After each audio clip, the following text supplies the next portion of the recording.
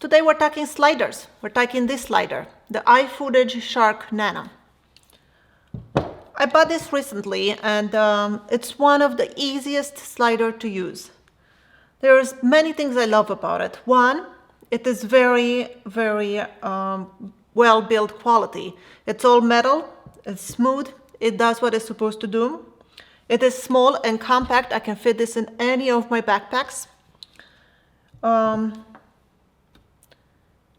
It's so easy to use. I know I said this before, but it's just, you don't need to read the manual. You don't need to know anything about sliders. You just turn it on and it's very intuitive. When I bought it as a bundle. It came in this case over here. With the bundle, you get the slider. You get a battery. This is a Sony battery, a rechargeable battery. You also get an iPhone holder. So that way you can use your slider with your iPhone for you guys iPhone users. It's very nice holder. It fits my iPhone 13 Pro snug and secure, and you can attach it right here on the slider, and there you go. You can take videos or photos with your iPhone. When you first get the slider and you set it on the table or your tripod, you want to make sure it's very secure and doesn't wobble around. If your terrain is not very even, these 2 feet on the right side, you can twist them and they will become longer or shorter in order to make your slider stay secure. If your carriage is a little wobbly, it has this dial over here to tighten it up. Mine, it's perfect right out of the box. And the next thing you need to do, it's unlock it. This is the lock and unlock button. You press down and turn. And now our carriage is free to move. Let's put in the battery. Battery slides over here on the side. Oh, I should also mention, with the bundle that I got, you get this box that has all the cables that you will need. Well, you only need 1 or 2, but this is for all the cameras, different cameras, so you can use it even if you use Canon or whatever. I use Sony, so the correct one is this one for my camera. It also comes with a USB-C cable, so you can plug in your slider to charge your battery, or if you don't want to use the battery and you just use the cable, you can power the slider and use it with just cable. You do not need the battery. So that's great. This is a dual axis slider. The travel distance is about 20 centimeters when you have it on the table. If you have it on a tripod, the distance doubles because you see the 2 carriages kind of travels over each other and it gives you more distance. So that is great. That's pretty much all you need. You don't need any longer than that for most jobs. So now that we have the battery on, it's unlocked, it's secure, we press the power button. You press the power button for about 3 seconds until it turns white and then let go. Every time you turn on the slider, it will go through a quick calibration. It takes about 20-30 seconds for the calibration. I should mention that IFootage makes their own tripod heads to use with the slider. I ordered one, but I do not have it yet, so I'm just gonna use this cheap ball head that I have laying around in my studio. Calibration is done, press confirm. They also make a quick release plate to attach it on your tripod. If you do not have a quick release plate, you'll have to manually turn it until it's secure on your tripod, which is kind of like a pain. So I did order the quick release plate. It should come tomorrow. So everything is done, it's calibrated. Now it's time to attach the ball head. To do so, it has this lock button over here, and you have to push it in to lock it, so when you screw in your ball head, it doesn't just spin indefinitely. So we'll attach the ball head. There you go. Now we need a camera. Let's see.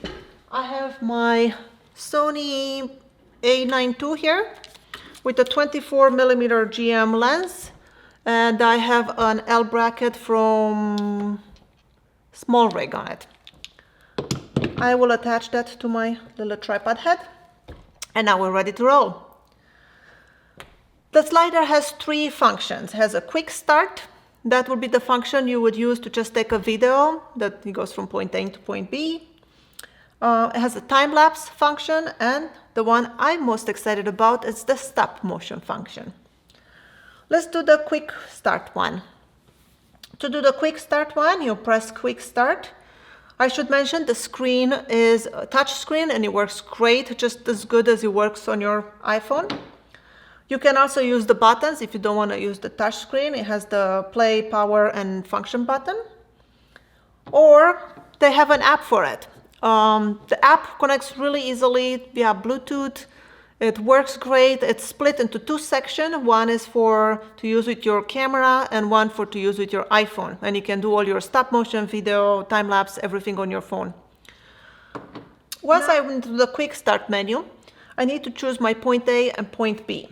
To do so, I will press both of these buttons, power and function button, once, and now point A and point B are blinking. I will set my, I need a subject. How about, I have this Queen of Hearts over here because Valentine's Day is coming. So I'm going to put my Queen of Hearts over here within focusing distance. And I'll point the camera to it. I will press A, that will be my point A.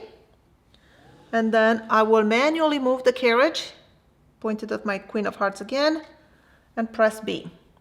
Now we selected point A and point B. We'll confirm it. The time I chose, the time for travel from point A to point B, I chose 20 seconds. You can change the time and choose whatever you want.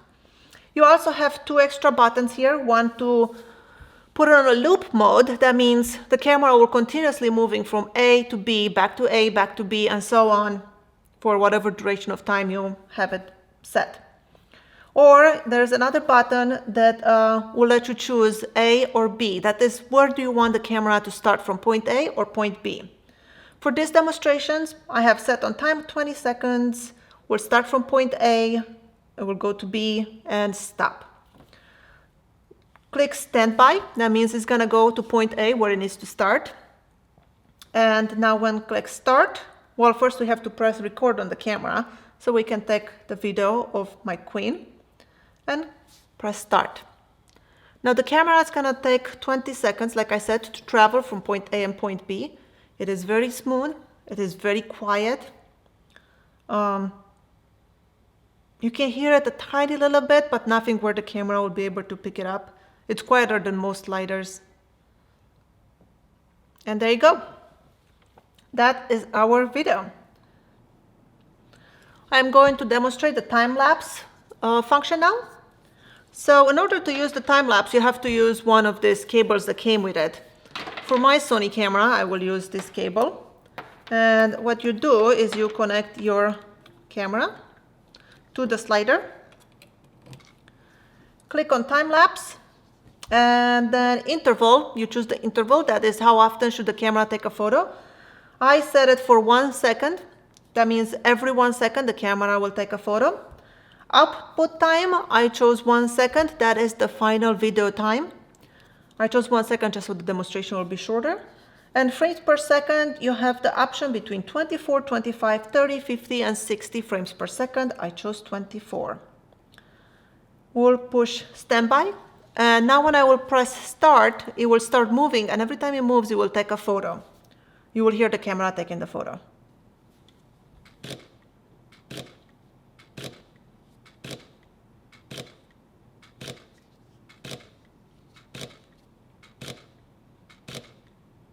You should take 24 photos to make it from point A to point B, and that will be our time lapse for 1 second time lapse. It'll give you a countdown on how many photos it took and what's the time. So that's it. The other function we have is stop motion. That is the one that I am most excited about it. And you will still use this cable if you want to use autofocus for your stop motion. If you are like me and use Dragonframe, then you do not need to use this cable because you will already have your tethering cable that you connect your camera to your computer, and you control your camera and your focus through Dragonframe. I will make a future video about that and detail how I do my stop motion using this slider and Dragonframe. So for stop motion, you press stop motion, and here you get to choose your output time. That is your final video time. I chose 1 second just to make it faster. Frames per second, you can choose again and click standby. Now the difference is when I push start here to start our stop motion, the difference between this, you see nothing happens.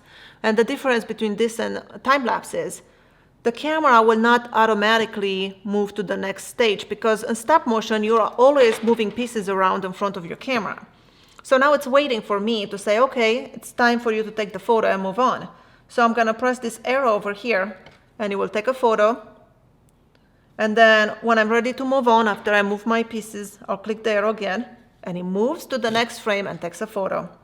I'll move my pieces again and so on, keep pressing, move to the next, take a photo. And that's how you do stop motion using the slider.